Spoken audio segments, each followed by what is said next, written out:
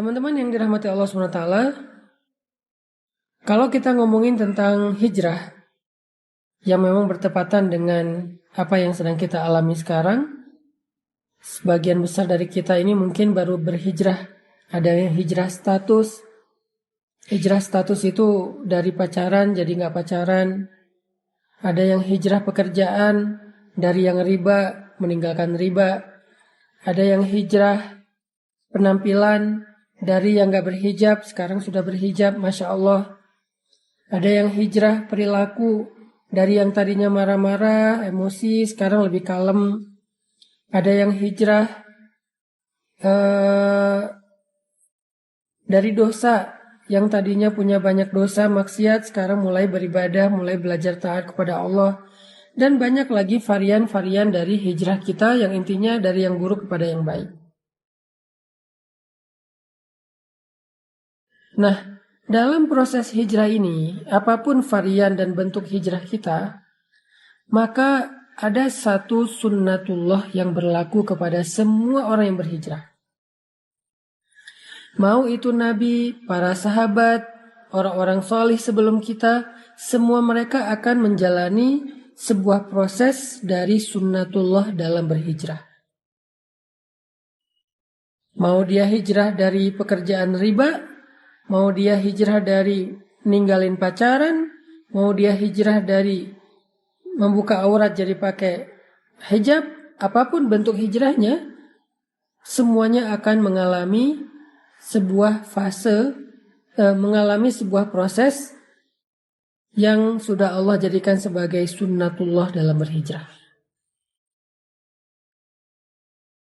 Tinggal nanti kita memperhatikan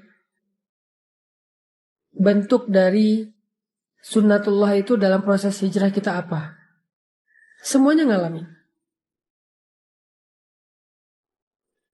Para ulama mengatakan dalam hijrah itu ada dua fase yang akan dialami oleh semua orang yang melakukan proses hijrah. Ada dua fase yang ada di dalam sunnatullah yang saya sebutkan tadi. Jadi semua orang yang berhijrah pasti akan mengalami dua fase, dua tahapan, dua adegan besar dalam proses hijrahnya. Fase yang pertama kata ulama adalah fase ibtila. Fase ibtila.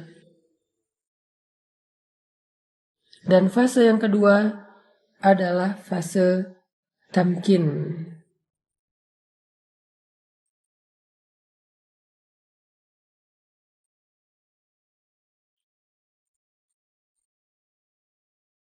Fase yang pertama adalah fase ibtila.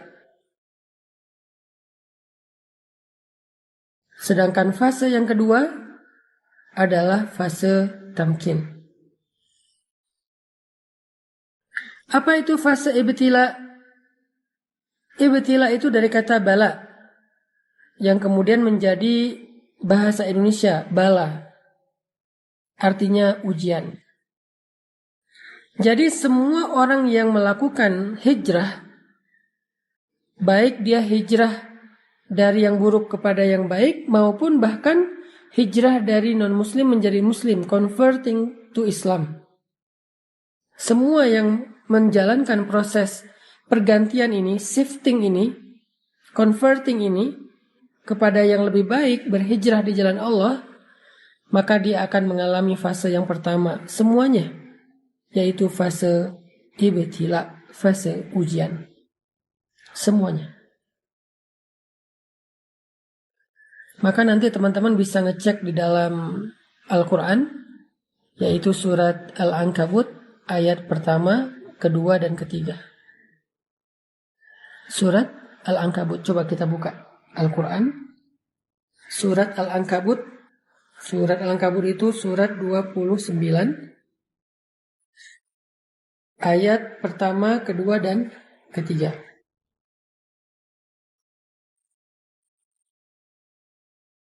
Coba teman-teman perhatikan apa firman Allah di dalam Surat Al-Ankabut ayat 1-3.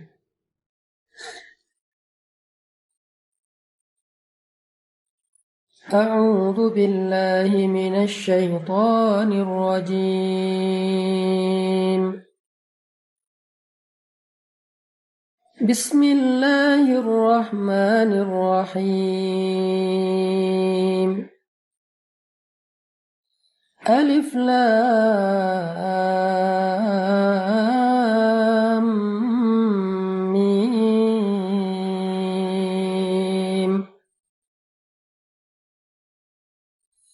Ahasiban nasu an yutraku an yaqulu amanna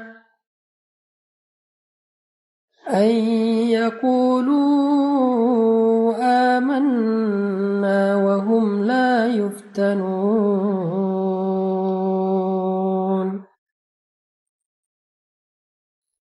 Walaqad fatanna alladhina min qablihim falaya'lamanna Allahu alladhina sadaqu وَلَيَعْلَمَنَّ الْكَاذِبِينَ.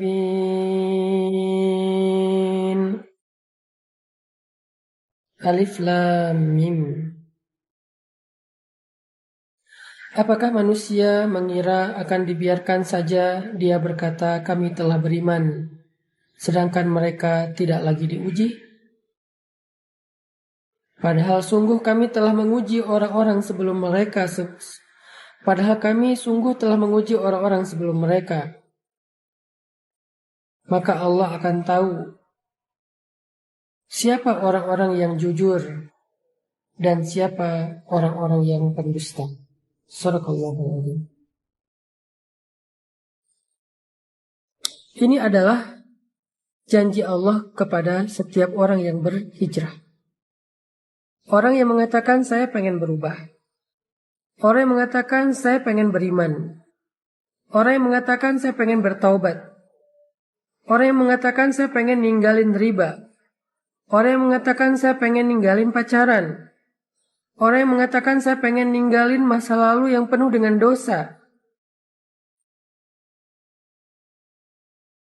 Lalu Allah mengatakan, hasiban nasu ayyutraku ayyakulu amanna wa hum la yuftanun. Apakah mereka manusia mengira akan dibiarin aja mengatakan hal-hal itu? Mengatakan beriman, mengatakan pengen taubat, mengatakan pengen hijrah, mengatakan pengen memperbaiki diri, mengatakan pengen masuk Islam, mengatakan pengen meninggalkan riba, meninggalkan pacaran, berhijab, akan dibiarkan aja ngomong kayak gitu? Sedangkan mereka tidak diuji? Ini pertanyaan dari Allah dalam bentuk, ini pernyataan dari Allah dalam bentuk pertanyaan. Jadi Allah menyampaikan sebuah berita, bentuknya pertanyaan. Kayak sindiran gitu. Seolah-olah Allah pengen ngasih tahu, emang kalian pikir dengan udah berhijrah, udah selesai. Allah gak akan nguji lagi. Harus ada fase ujian yang dilewati. Namanya fase ibtila. Dan ternyata itu bukan hanya kita alami sendiri, tetapi orang sebelum kita pun mengalami hal yang sama, padahal mereka lebih baik dan lebih soleh daripada kita.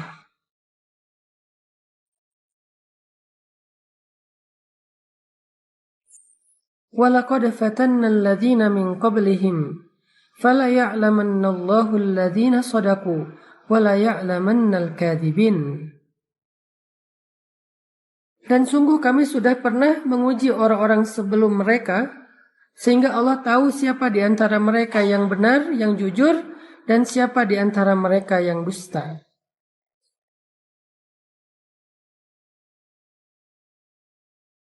Bilal bin Rabah, ketika beliau masuk Islam, Allah mengujinya, ketahuan lagi sholat oleh tuannya, sehingga akhirnya beliau disiksa oleh Umayyah bin Khalaf dengan penyiksaan yang luar biasa. Asiyah istri Fir'aun ketahuan sudah beriman kepada agamanya Musa, langsung disalib di pohon korma oleh suaminya sendiri sampai wafat.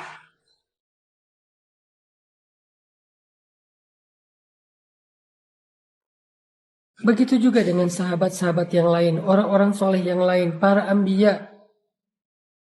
Ketika mereka berjalan di jalan Allah, apakah itu dakwah, apakah itu masuk Islam, apakah itu berhijrah, ketika mereka melangkah di jalan Allah, maka fase pertama yang akan mereka lalui adalah fase ibtila. Semuanya sama. Semuanya mengalami fase itu, fase ibtila.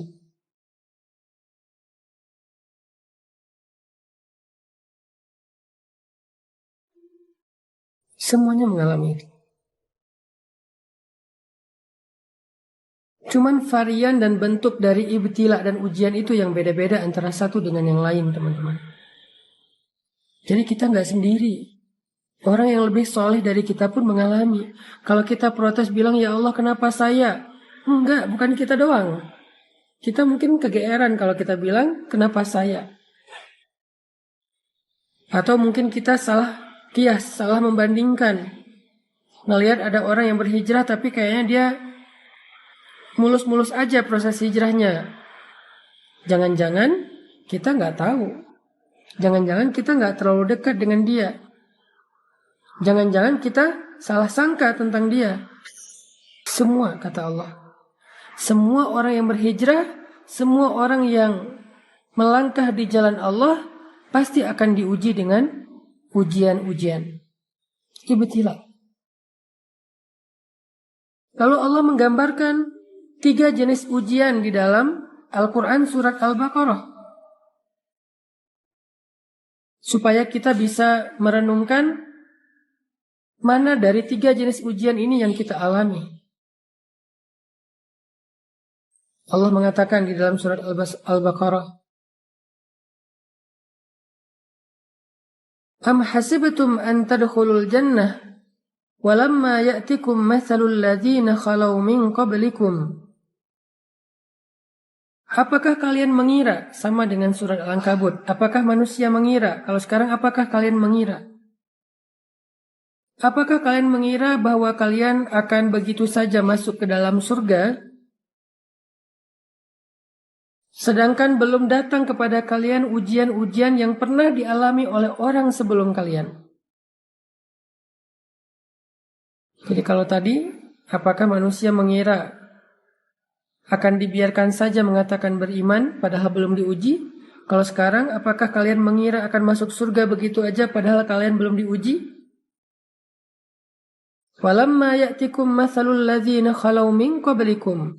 Padahal belum datang kepada kalian ujian-ujian yang pernah datang kepada orang sebelum kalian. Sama maksud dari ayatnya.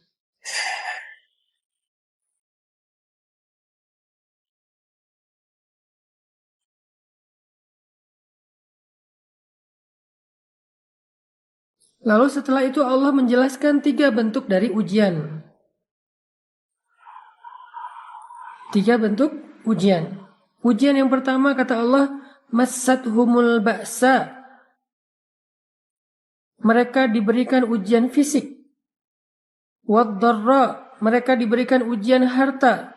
Wazulzilu, mereka diuji dengan ujian perasaan. 3 jenis ujian kata Allah. Ba'sa, dharra, zulzilu.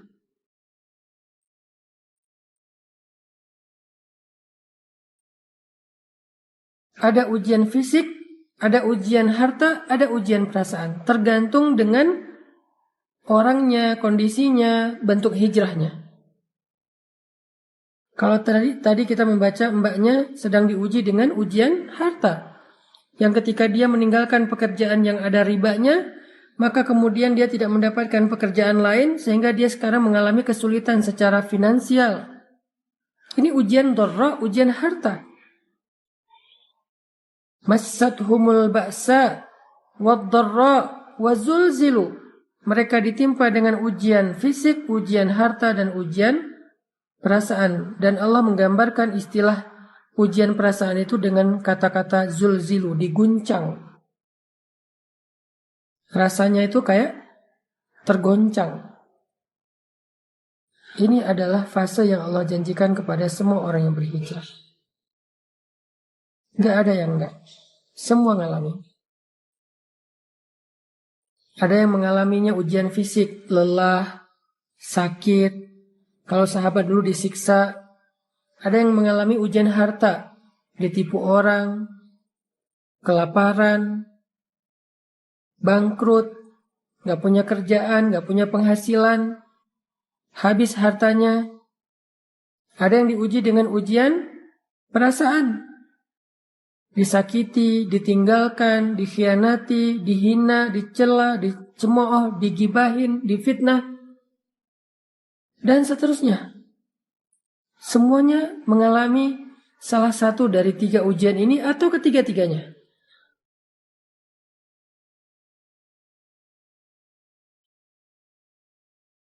Saking beratnya ujian yang dialami oleh Nabi dan para sahabat,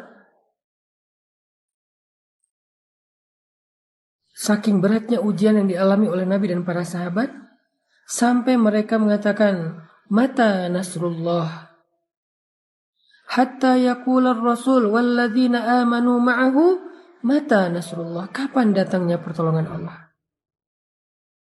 Saking beratnya ujian mereka, kapan datangnya pertolongan Allah? Kapan kita keluar dari ujian ini? Kapan semua ini selesai? Kapan semua ini berakhir? Mata nasrullah. Nabi loh yang nanya. Sahabat yang nanya, saking beratnya ujian mereka. Allah menjawab, ala inna nasrullahi qarib. Bukankah pertolongan Allah sudah dekat? Bukankah pertolongan Allah sudah dekat? Apa maksud Allah di dalam ayat ini? Maksudnya semakin berat ujian yang kita alamin, maka semakin dekat kita kepada pertolongan Allah, yaitu fase kedua dalam hijrah. Fase kedua dalam hijrah, yaitu fase tamkin namanya. Kalau fase pertama, fase ibtila. Fase kedua, fase tamkin. Fase ditolong oleh Allah SWT. Fase ketika Allah membukakan jalan keluar. Wa may yattaqillaha yaj'al lahu makhraja.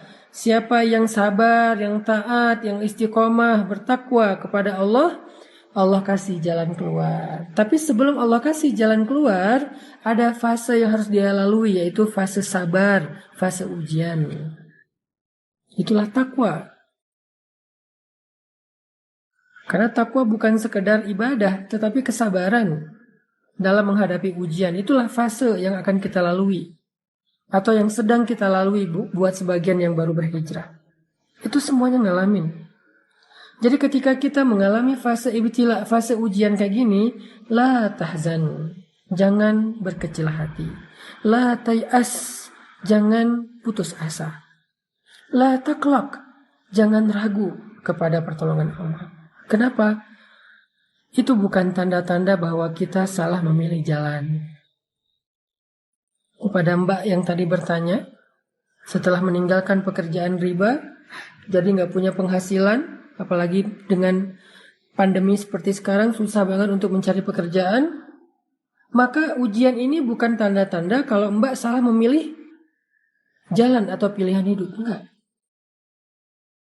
Buat yang memutuskan pacarnya udah nggak mau pacaran, tiba-tiba pacarnya jadian sama yang lain atau malah menikah dan bahagia, sementara kita belum dapat jodoh sampai sekarang, itu bukan pertanda kalau antum atau kalian salah memilih jalan. Enggak.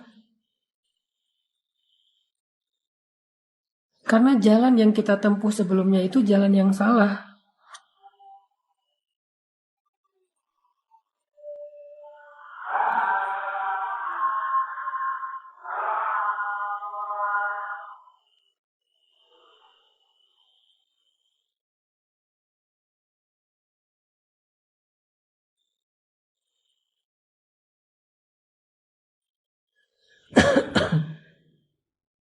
Nunggu bakso tahu lewat dulu. Sampai di mana tadi? Itu bukan tanda-tanda kalau kita salah memilih jalan, bukan. Karena jalan yang kita pilih dulu, yang kita lalui dulu itu adalah jalan yang salah. Jadi ketika kita meninggalkan jalan yang salah itu, walaupun kita belum menemukan jalan yang lebih baik, maka setidaknya kita sudah meninggalkan jalan yang salah, yang buruk, yang merugikan kita. Dan itu sebuah kemajuan, itu sebuah kebaikan. Jangan sampai kita menyesal meninggalkan pekerjaan yang ada ribanya dengan mengatakan, sekarang saya nggak punya penghasilan, saya nggak punya pemasukan, saya nggak punya pekerjaan. Sedih juga sih udah ninggalin kerjaan yang dulu. Kalau dulu masih ada penghasilan, walaupun haram. Enggak. Keadaan kita sekarang tanpa penghasilan, itu lebih baik daripada dulu ketika kita mendapatkan harta-harta yang haram. Sekarang tuh lebih baik. Walaupun mungkin sedikit merepotkan keluarga. Ada ujian tadi, dihina orang, diomongin orang,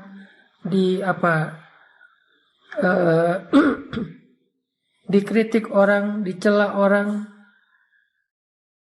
ujian perasaan kan? Tapi sekarang lebih baik daripada tadi. Kenapa? Mana ada ceritanya dosa itu lebih baik daripada ketika kita menempuh jalan Allah dengan segala resikonya. Enggak. Mbak yang udah kehilangan pekerjaan tetapi hartanya riba, sekarang gak punya pekerjaan tetapi hartanya berkah, sekarang jauh lebih baik. Hanya mungkin sekarang sedang mengalami fase ibtila, fase diuji. Dan fase ujian itu akan naik terus tingkatannya. Akan naik terus tensinya. Makin lama makin berat, makin panas, makin luar biasa, makin beban. Akan naik terus seperti malam yang semakin lama semakin gelap. Semakin lama semakin dingin, semakin lama semakin sunyi, semakin lama semakin ngantuk. Kayak gitu memang fasenya, kayak orang panas naik terus kayak orang demam naik terus panasnya. Tapi ketika udah berada di puncak, udah berat banget nggak ketahan lagi, sampai kita bertanya kapan selesainya semua ini, kapan berakhir dan segala macam, Allah menjawab teriakan kita.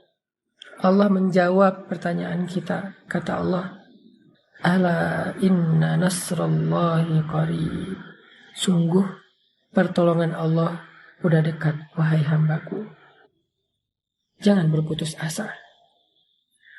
Jangan menyerah dulu. Pertolongan Allah udah dekat. Sabar dikit aja lagi.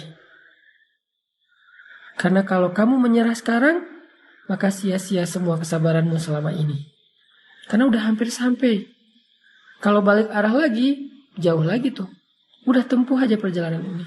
Sabar dikit gak punya penghasilan sekarang. Sabar dikit kalau kita jadi single, jomblo sendiri, gak ada siapa-siapa. Di usia yang segini belum dapat jodoh. Dikit lagi.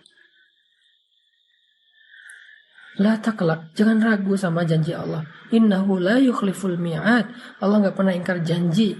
Masih ingat kisah ibu Musa yang menghanyutkan bayinya ke sungai Nil? Apakah Allah ingkar janji? Masih ingat kisah perang Badar, para sahabat yang ditolong oleh para malaikat? Apakah Allah ingkar janji? Masih ingat cerita Musa hijrah ke Madian kemarin? Apakah Allah ingkar janji?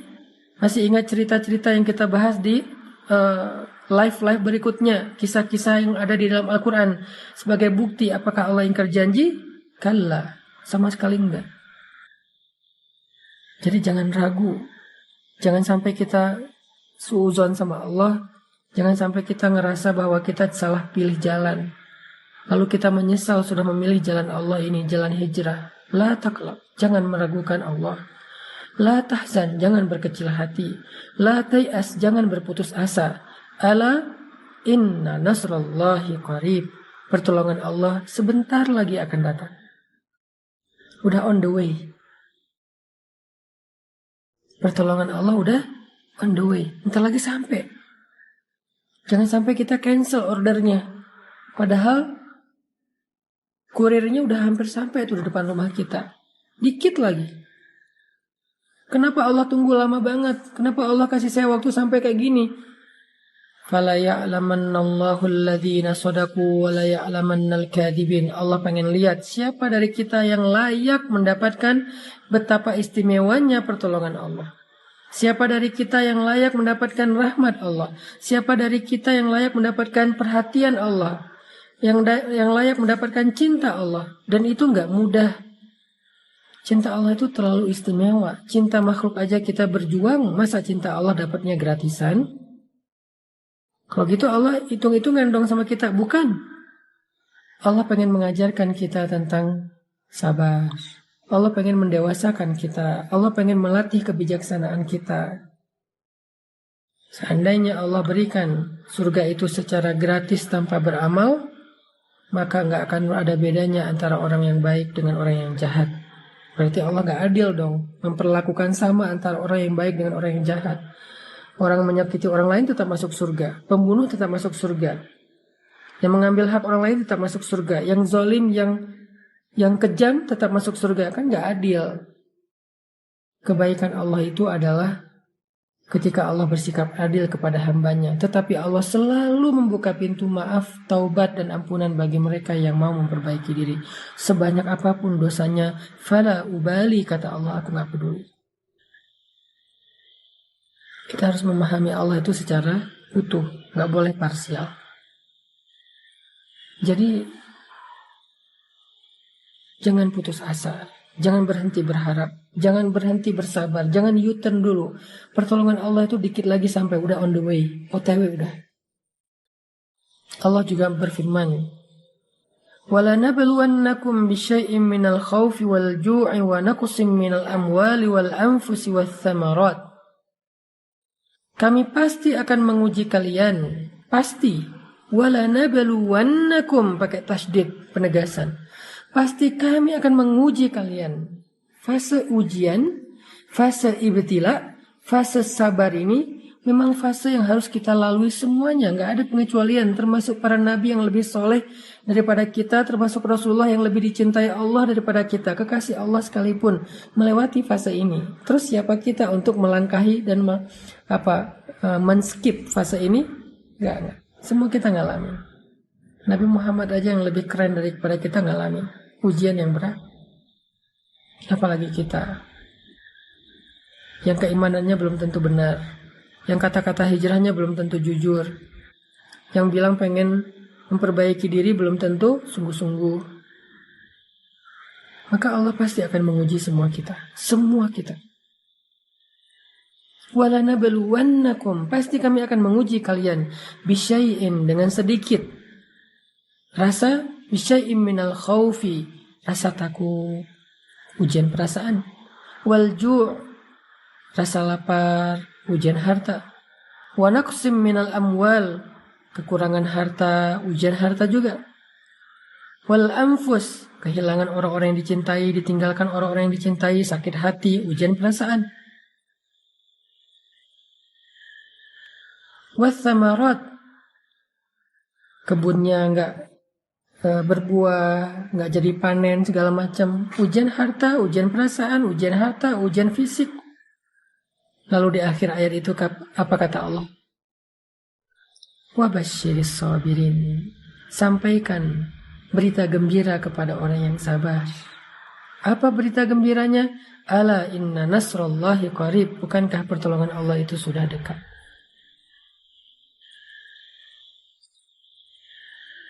Tetap harus melewati fase sabar, fase ujian. Ini buat yang bertanya, banyak sih yang nanya tentang masalah ini.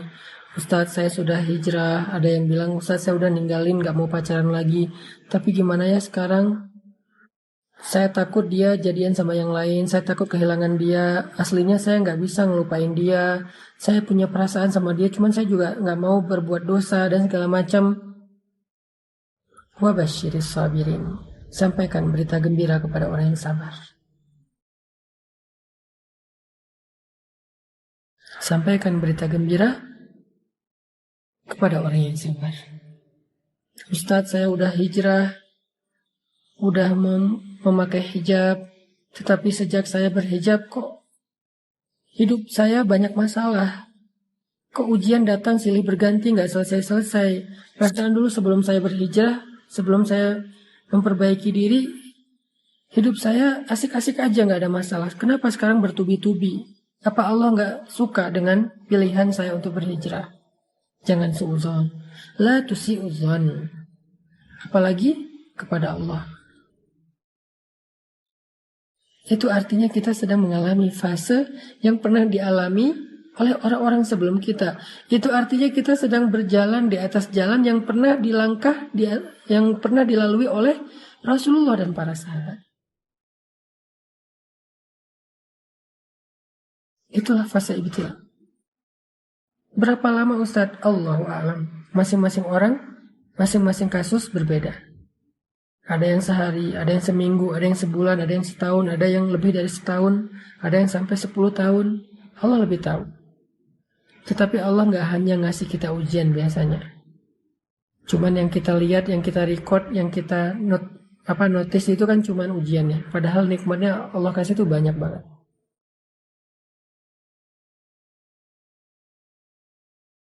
Masalahnya kita selalu melihat nikmat itu hanya angka-angka. Kita lihat nikmat itu hanya harta. Padahal kadang-kadang ada yang lebih berharga daripada harta. Coba antum renungkan. Kalau disuruh pilih. Antum punya uang 1 miliar. Lalu pulang ke rumah. Nggak mendapatkan senyum dari istri. Nggak mendapatkan senyum dari anak. Karena mereka semuanya nggak Allah berikan keberkahan. Bukan anak yang solih. Sibuk sendiri. Anaknya jarang di rumah juga. Sibuk dengan teman-temannya, dengan pacarnya. Istri sibuk dengan sosialitas, sosial media. Rumah tangga cekcok. Dengan anak itu jarang ngobrol. Bahkan anak suka membantah. Apakah menurut teman-teman uang yang bermiliar-miliar itu menjadi sesuatu yang nikmat? Atau dengan seseorang laki-laki yang pulang ke rumah dengan membawa harta yang pas-pasan, rezeki pendapatan yang cukup, nggak berlebih, tetapi baru dia juga sampai di rumah, anaknya langsung lari keluar manggil ayah, ayah dengan suara lantangnya, dengan senyumannya yang penuh dengan rasa bahagia. Istrinya menyambutnya dengan senyuman yang penuh kehangatan, kangen sama suaminya. Disediakan makanan, mereka semuanya nunggu ayahnya pulang untuk makan bareng. Mana yang mau antum pilih? Kalau harus memilih antara uang yang banyak tetapi kehilangan kebahagiaan keluarga, atau uang yang cukup dan keluarganya bahagia. Jadi nggak selalu nikmat itu berbentuk harta ataupun angka-angka. Bahkan ketika kita dipilih oleh Allah untuk mendapatkan hidayah, lalu kita berhijrah, bukankah itu nikmat yang sangat besar? Dipilih oleh Allah untuk belajar Al-Quran, karena Al-Quran ini adalah kalimat yang istimewa. Hanya orang-orang istimewa yang akan melantunkannya. Bukankah itu nikmat yang sangat besar? Selain ujian yang sedang Allah berikan kepada kita, coba renungkan lebih dalam lagi. Agar kita tidak mengatakan, kayaknya hidup saya nggak ada baiknya setelah saya hijrah. Coba renungkan lagi. Memangnya benar nggak ada kebaikan sama sekali setelah kita hijrah? Kayaknya nggak deh.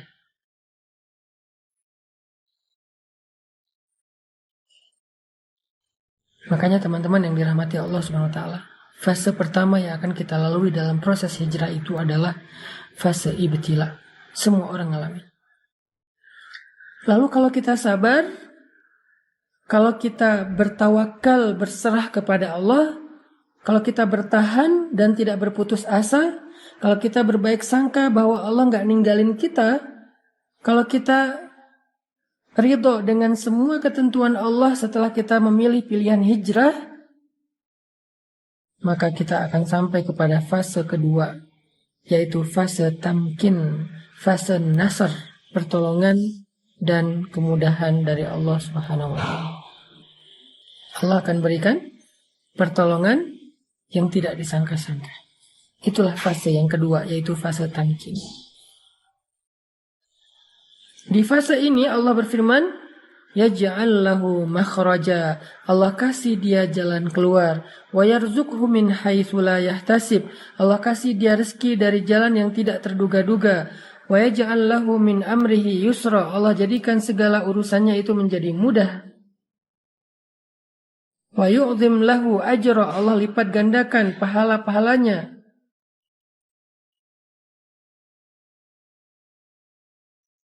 Fase tamkin, fase ketika Allah menolongnya. Fase ketika Allah SWT memberikan kejutan untuk dia. Tunggu deh, Allah tuh gak pernah ingkar janji loh. Allah itu gak pernah ingkar janji, jadi tunggu deh. Pasti kita akan mendapatkan kejutan dari Allah, itu pasti. Yang perlu kita kuatkan sekarang adalah kesabaran kita. Bukan mempertanyakan ada nggak apa yang Allah janjikan. Itu udah nggak perlu dipertanyain. Karena Allah nggak pernah ingkar janji. Dan Allah Maha Kuasa untuk menunaikan janjinya. Nggak ada yang bisa menghalanginya. Kalau kita kadang-kadang walaupun kita baik, bisa aja ingkar janji gara-gara emang nggak bisa menunaikannya. Ada masalah, ada halangan. Kalau Allah nggak ada halangan.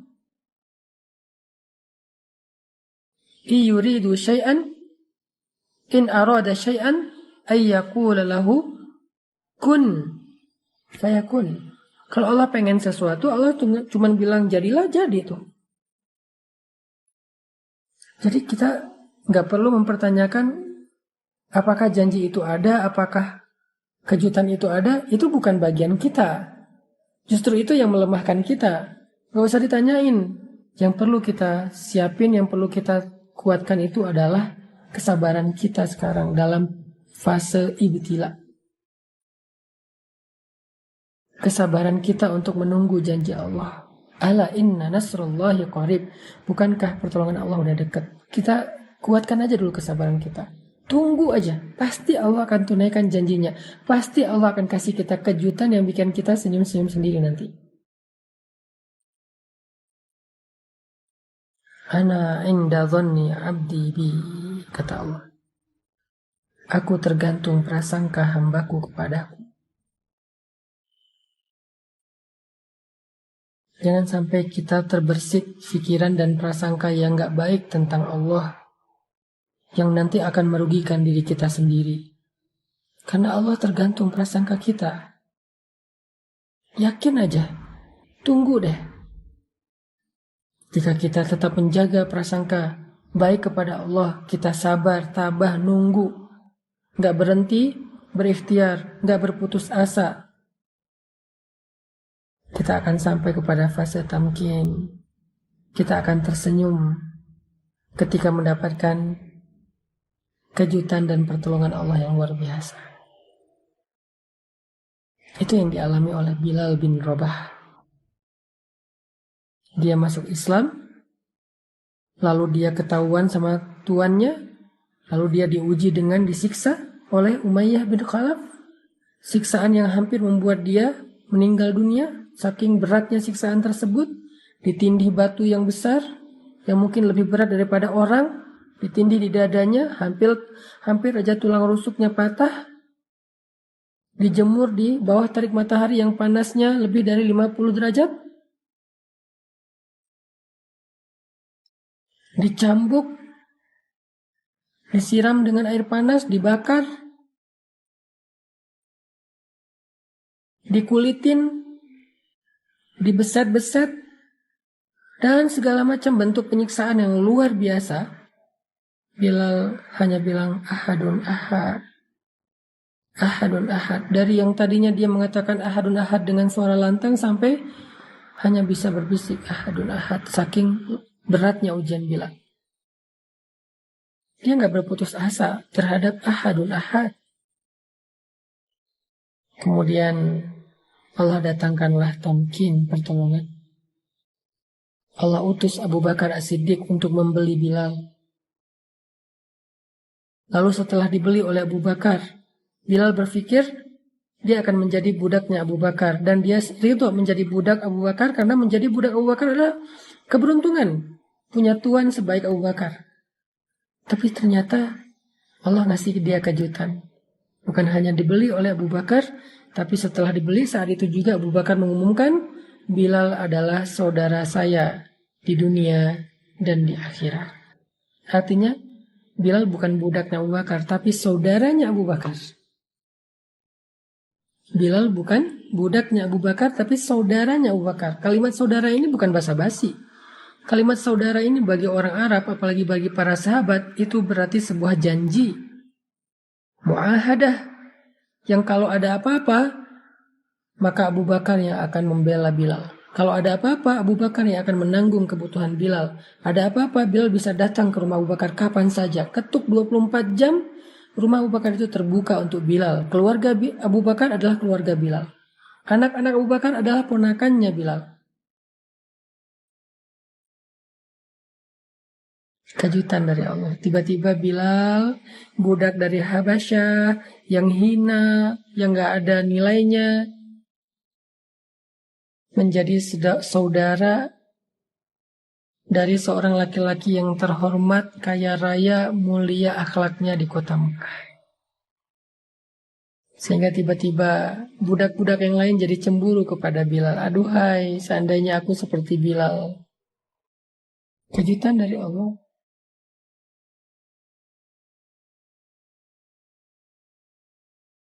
Semua budak-budak cemburu sama Bilal. Terutama temannya Bilal yang bernama Wahsy. Dia pengen jadi kayak Bilal. Dia pengen mendapatkan keistimewaan yang didapatkan oleh Bilal. Diangkat menjadi saudara pemuka Quraisy, dan itu belum pernah terjadi dalam sejarah perbudakan di kota Mekah. Belum pernah terjadi. Ada budak diangkat menjadi saudara pemuka Quraisy, itu nggak ada. Menjadi saudara orang biasa aja nggak ada, apalagi pemuka Quraisy. Terhormat banget. Keesokan harinya penampilan Bilal udah berubah. Dia udah nggak pakai lagi baju budak yang compang-camping, yang kasar. Abu Bakar memberinya baju yang baru. Abu Bakar memberinya baju baru. Abu Bakar memberinya tempat tinggal yang layak di sebelah rumah Abu Bakar. Abu Bakar memberikannya pekerjaan, dan dia bekerja untuk diupah, bukan bekerja sebagai budak. Keesokan harinya, tiba-tiba Bilal jalan di jalan kota Mekah. Dan ketika bertemu dengan Wahsy, temannya yang sesama budak dulu, Wahsy sampai pangling lihat Bilal yang sekarang udah berubah banget. Walaupun tetap baik, tetap humble, tetapi penampilannya udah berubah banget. Orang-orang Mekah yang tadinya memandang Bilal dengan pandangan hina, sekarang kalau berpapasan dengan Bilal, mereka menghormati Bilal. Di pasar, Bilal membeli barang untuk dirinya sendiri, bukan untuk orang lain, bukan untuk tuannya. Bilal bisa membeli barang dengan uangnya sendiri. Dan orang berdagang berjual beli dengan Bilal. Dan puncak dari kejutan yang Allah berikan kepada Bilal adalah ketika Nabi mengatakan, "Wahai Bilal, bima sabaktani ilal jannah."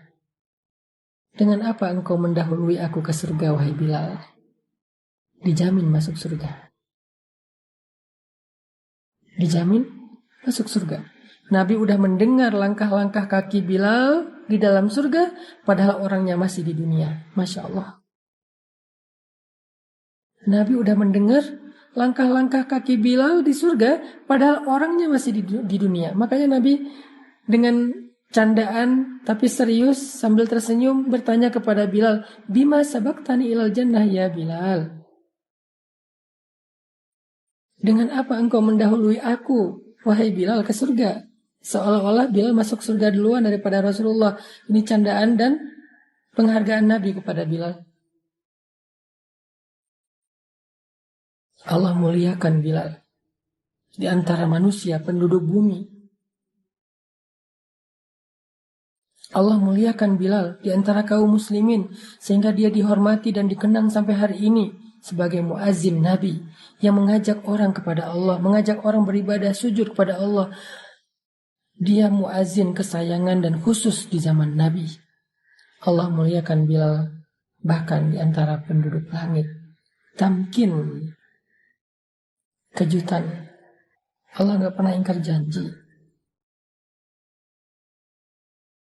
Tapi sebelum sampai kepada kejutan-kejutan yang luar biasa ini, Bilal harus melewati ujian yang sangat berat. Fase ibtila yang luar biasa yang hampir membuatnya terbunuh. Ketika diuji, semua orang kasihan sama dia. Semua orang berpikir dan khawatir dia akan mati dengan ujian ini. Sampai Wahsy berkali-kali bilang kepada Bilal, Bilal udahlah nyerah aja. Bilal udahlah, lakukan aja apa yang diinginkan Tuanmu supaya engkau tidak disiksa lagi. Aku gak kuat ngelihat kamu setiap hari disiksa dari pagi sampai malam. Tapi Bilal bertahan dengan ahadun ahadnya. Dan setelah ujian itu Bilal mendapatkan pertolongan dan kejutan Allah, barulah orang mengatakan, aduhai seandainya saya menjadi seperti Bilal. Jadi teman-teman yang berhijrah, termasuk saya, kita semuanya kan dalam proses berhijrah kepada Allah Subhanahu wa taala. Semua kita punya masa lalu. Semua kita punya keburukan, aib, yang kadang Allah sengaja menutupi aib itu dari manusia karena Allah pengen menjaga kita, memuliakan kita. Tapi pastinya semua kita punya aib. Nah, kita semua karena punya aib berhijrah sekarang. Dalam proses hijrah ini, kalau kita mendapatkan ujian, sekarang kita jadi tahu, oh emang ini sunnatullahnya. Emang kayak gini jalannya. Kalau saya berharap dengan berhijrah langsung dapat kebaikan, saya tuh terlalu kegeeran. Emang saya lebih keren daripada Rasulullah dan Bilal apa? Emang kayak gini. Fasenya tuh emang kayak gini. Skenarionya emang kayak gini. Tapi jangan berkecil hati. Ini tuh cuman fase awal. Masih ada fase kedua. Masih ada episode kedua. Dan episode kedua itulah yang kita tunggu-tunggu. Episode kedua itulah yang kita harapin. Dan itu pasti. Selama kita sabar. Wabasyiris sabirin. Sampaikan berita gembira kepada orang yang sabar. Sampaikan. Apa aja berita gembira kalau kita sabar. Tadi saya sampaikan tuh tentang Bilal. Itulah berita gembira.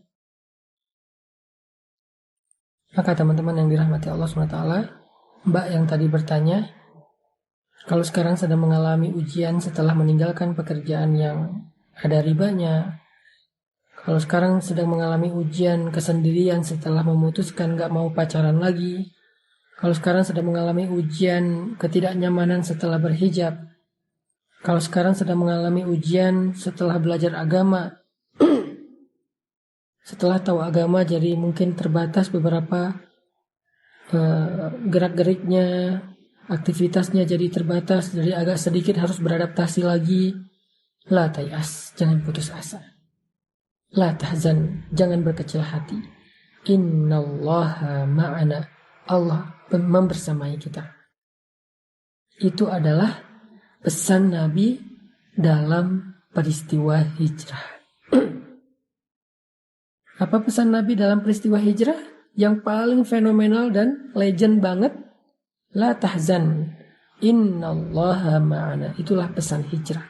Jangan sedih. Allah bersama kita. Kenapa Nabi berpesan demikian? Karena Nabi tahu hijrah itu gak mudah. Karena Nabi tahu hijrah itu prosesnya berat. Karena Nabi tahu hijrah itu pasti awalnya ada ujian. Maka Nabi mengatakan sebagai bekal bagi semua yang mau berhijrah, mengikuti langkah dan jalannya Nabi, la tahzan, innallaha ma'ana. Jangan berkecil hati. Jangan bersedih. Jangan berputus asa. Jangan khawatir. Jangan ragu. Allah bersama dengan kita. Itu aja yang jadi modal kita dalam proses hijrah. Pegang kata-kata Nabi itu. La tahzan innallaha ma'ana. Pegang kata-kata Allah. Wabasyiris sabirin. Agar kita bisa melalui fase ibtila kita.